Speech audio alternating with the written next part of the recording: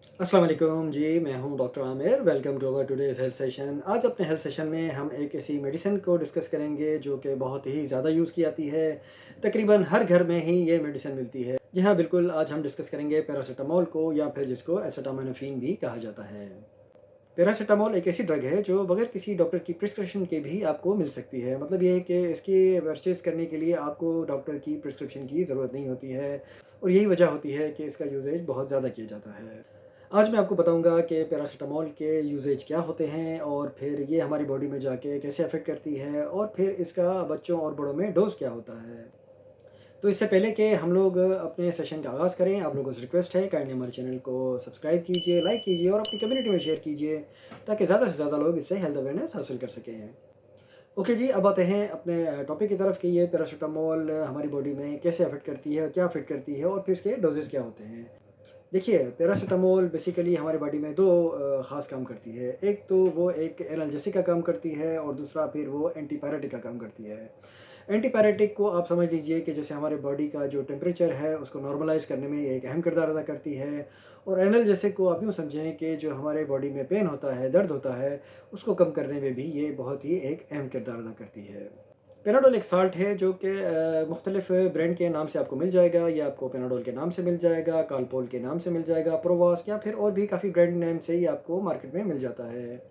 इसकी काफ़ी फ़ॉर्म्स होती हैं। ये आपको टैबलेट की फ़ॉर्म में भी मिल सकता है, ये आपको सिरप की फ़ॉर्म में मिल जाएगा, या फिर इंजेक्शन की फ़ॉर्म में भी ये मार्केट में अवेलेबल है। ओके जी, अब मैं आपको बताता हूँ कि ये पैरासिटामोल हमारी बॉडी में किस तरह काम करता है। देखें, अगर हमारी बॉडी में पेन होता है या फिर हमारी बॉडी का टेम्परेचर बढ़ता है, तो हमारी बॉडी में एक ख़ास किस्म का हार्मोन होता है जिसको हम लोग प्रोस्टाग्लैंडिन कहते हैं, उसके बढ़ने की वजह से होता है। तो जब ये प्रोस्टाग्लैंडिन बढ़ जाता है तो वो एक किस्म के मैसेजेस हमारे ब्रेन में भेजता है, जिसकी वजह से हमें ये पेन होता है। तो उस वक़्त जब हम ये पैरासिटामोल खाते हैं तो वो उस मैसेज को, हमारे ब्रेन में जो मैसेज आ रहे होते हैं प्रोस्टाग्लैंडिन के, उसको वो ब्लॉक कर देता है, जिसकी वजह से मैसेज हमारे ब्रेन को रिसीव नहीं हो पाते हैं, और हमें दर्द बिल्कुल महसूस नहीं होता है। इसके साथ-साथ हमारे टेम्परेचर को कम करने में, नॉर्मल करने में पैरासिटामोल बहुत एक अहम किरदार अदा करता है। इसके अलावा आपकी ये बॉडी में काफ़ी दर्द ऐसे होते हैं जिसको ये पैरासिटामोल कंट्रोल करती है और ख़त्म करती है। मिसाल के तौर पे आपके सर का दर्द है, उसमें ये पैरासिटामोल बहुत ही ज़बरदस्त काम करती है। आपके कमर के दर्द हो गया, या फिर आपके जिस्म में दर्द हो गया, या आपके जिस्म के काफ़ी हिस्सों में जो दर्द होगा, उसमें पैरासिटामोल एक अहम किरदार अदा करती है और आपके दर्द को काफ़ी हद तक कम कर देती है। पैरासिटामोल का असर उसके खाने के 30 से 45 मिनट में शुरू हो जाता है, और जब आप वो खाएँगे तो आप महसूस करेंगे कि 30 से 45 मिनट में आपको इस दर्द में काफ़ी रिलीफ़ मिल चुका है, या फिर अगर आपका टेम्परेचर बढ़ा हुआ है तो उस टेम्परेचर में भी आपको काफ़ी रिलीफ़ मिल चुका है। ओके जी, अब मैं आपको बताता हूँ कि इस पैरासिटामोल के सेफ डोज़ेज़ क्या होते हैं। ये काफ़ी स्ट्रेंथ में अवेलेबल होती है। नॉर्मली जो हम लोग कंज़्यूम करते हैं वो 500 मिलीग्राम का करते हैं। तो बड़ों में आप इसको 500 मिलीग्राम का एक डोज़ ले सकते हैं, और अगर आराम ना आए तो आप इसको 4 से 6 घंटे में दोबारा रिपीट कर सकते हैं। इसके अलावा बच्चों में आप इस पैरासिटामोल को 15 मिलीग्राम पर केजी के हिसाब से दे सकते हैं, और अगर आराम ना आए तो उनमें भी ये आप 4 से 6 घंटे बाद रिपीट कर सकते हैं। लेकिन इस बात का ख़्याल रखिएगा कि बच्चों में बीमारी की काफ़ी वजह हो सकती हैं, तो ऐसा ना हो कि आप सिर्फ़ पैरासिटामोल देते रहें और बच्चे को आराम वक़्ती तौर पे आए, फिर दोबारा वही उस कैफ़ियत में आ जाए जहाँ वो पहले था।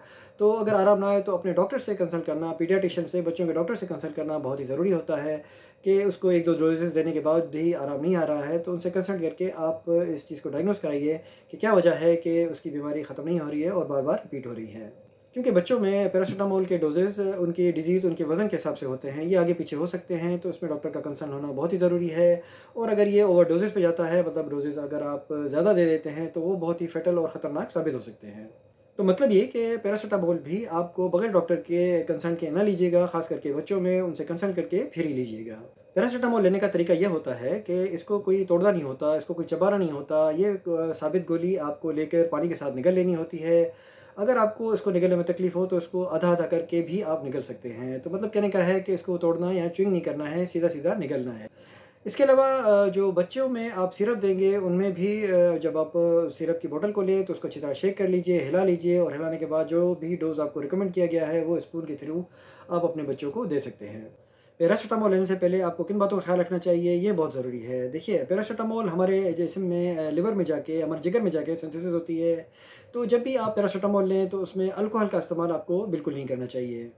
इसके अलावा ब्रेस्ट फीडिंग मदर्स जो अपने बच्चों को दूध पिलाती हैं, क्या वो पैरासिटामोल ले सकती हैं? क्या उनके लिए पैरासिटामोल सेफ़ है? या फिर वो औरतें जो प्रेग्नेंट हैं, वो इसका इस्तेमाल कर सकती हैं या नहीं कर सकती हैं? पैरासिटामोल ब्रेस्ट फीडिंग मदर में मतलब कि वो औरतें जो अपने बच्चों को दूध पिलाती हैं या फिर वो औरतें जो प्रेग्नेंट हैं, उनमें बड़ा ही सेफ़ है, कोई इसके ज़्यादा साइड इफ़ेक्ट नहीं होते हैं। लेकिन फिर भी मैं आपको बताऊँ कि अगर आप पैरासिटामोल का इस्तेमाल करती हैं, तो अपने डॉक्टर से कंसल्ट ज़रूर कीजिए, क्या कि आप एक सेफ़ पोज़ीशन में रहें। इसके अलावा अगर आप लिवर या फिर किडनी के किसी डिज़ीज़ में मुब्तला हैं, तो डेफ़िनेटली अपने डॉक्टर से कंसल्ट करके फिर ही इसको लीजिए, ताकि किसी भी किस्म के साइड इफ़ेक्ट या फ़ेटल इफ़ेक्ट आपकी किडनी या लिवर में ना बने।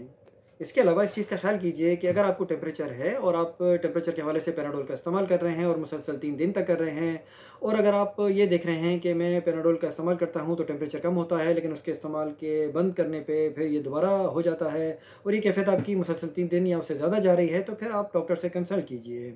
या फिर इसके अलावा अगर आपको दर्द है बॉडी में, किसी ख़ास जगह पे दर्द है और स्पेसिफ़िक दर्द है और वो दर्द आपका 7 दिन से ज़्यादा जा रहा है पैराडोल के इस्तेमाल करने के बावजूद भी, और जैसे आप पैराडोल का इस्तेमाल बंद कर रहे हैं, फिर दर्द दोबारा हो रहा है, तब भी ये ज़रूरी है कि आप अपने डॉक्टर से कंसल्ट कीजिए, ताकि आपको पता पड़ सके कि क्या वजह बन रही है, जो आपका ये दर्द ख़त्म नहीं हो पा रहा है। पैनाडोल कोई एंटीबायोटिक नहीं है कि इसका डोज़ आपको लाज़मी लेना पड़ता है, अगर आपका कोई डोज़ मिस हो जाता है, तो आप इसका डोज़ ले सकते हैं। लेकिन अगर आपके दूसरे डोज़ का टाइम बन जाता है, तो उस डोज़ में आपको इसका डबल डोज़ नहीं लेना है, वही फिर आपको सिंगल डोज़ ही रिपीट करना होता है। इसके अलावा अक्सर ये होता है कि जब भी आप कोई दवाई लेते हैं, तो उसके दवाई लेने के बाद आपको एक उल्टी हो जाती है, वॉमिटिंग हो जाती है। तो जब भी आप पैरासिटामोल लेते हैं और पैरासिटामोल लेने के बाद अगर 30 मिनट के अंदर आपको उल्टी होती है, तो फिर आपको उसका डोज़ लेना चाहिए, दोबारा लेनी चाहिए। लेकिन अगर आपको उसके 30 मिनट के बाद वॉमिट होती है, तो फिर आपको उसके डोज़ को रिपीट करने की ज़रूरत नहीं है, क्योंकि तब तक ये पैरासिटामोल आपके जिस्म में एब्ज़ॉर्ब हो चुकी होती है। इसके अलावा पैराडोल के कुछ साइड इफ़ेक्ट भी होते हैं, जो बड़े ही कॉमन नहीं होते हैं, लेकिन बाज़ औक़ात देखे जाते हैं। इसमें आपको स्किन रैशेज़ हो सकते हैं, आपको स्टमक पेन हो सकता है, मतलब आपके मैदे में दर्द हो जाएगा, आपके मुँह में खुशकी-सी हो जाएगी। इसके अलावा पैरासिटामोल आपके पेशाब के कलर को डार्क कर देती है, मतलब गाढ़ा कर देती है। इसके अलावा आपका जो स्टूल है, जो पखाना है, वो भी थोड़ा डार्क कलर का हो सकता है, लेकिन ये बहुत ही कम होता है। तो ये एक छोटा-सा सेशन था इस पैरासिटामोल के यूज़ेज़ के हवाले से। उम्मीद है आप इससे मुस्तफ़ीद हुए होंगे। इंशाल्लाह अपने किसी नए सेशन में दोबारा मिलेंगे किसी नई मेडिसिन के साथ। तब तक के लिए अपना ख़्याल कीजिएगा। Take care yourself. अल्लाह हाफ़िज़।